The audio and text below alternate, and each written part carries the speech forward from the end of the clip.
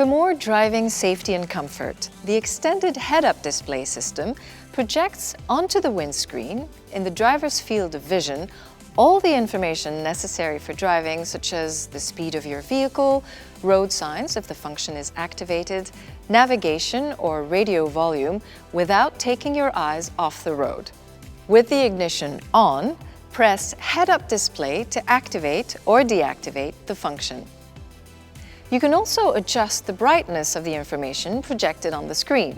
To do this, press Brightness and adjust the level to your liking. Finally, you can adjust the height of the information projection.